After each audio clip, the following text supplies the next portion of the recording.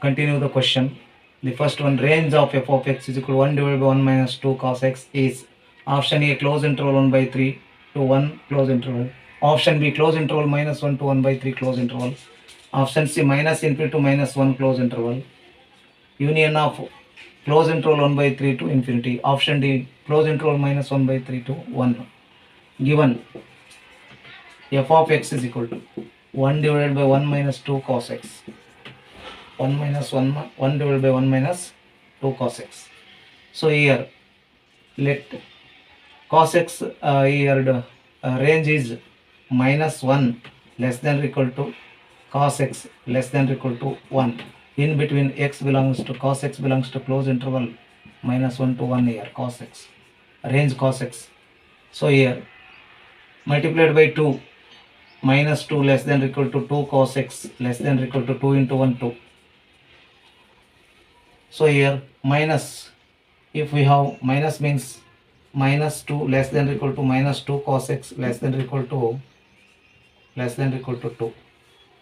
So here 1 minus 2 cos x, adding 1 on throughout the equation, 1 minus 2 less than or equal to 1 minus 2 cos x less than or equal to 1 plus 2. So here 1 minus 2 is minus 1 less than or equal to 1 minus 2 cos x less than or equal to 3. So if you have reciprocal, make the reciprocal, that becomes 1 by 3, that becomes 1 by 3 less than or equal to 1 divided by 1 minus 2 cos x less than or equal to minus 1, less than or equal to minus 1. Therefore this is f of x, 1 by 3 less than or equal to f of x less than or equal to minus 1. Therefore 1 by 3 less than or equal to f of x and f of x is less than or equal to minus 1.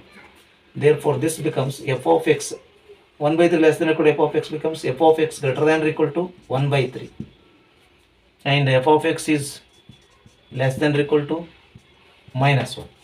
So this is f of x belongs to close interval 1 by 3 to infinity. So this f of x belongs to, that is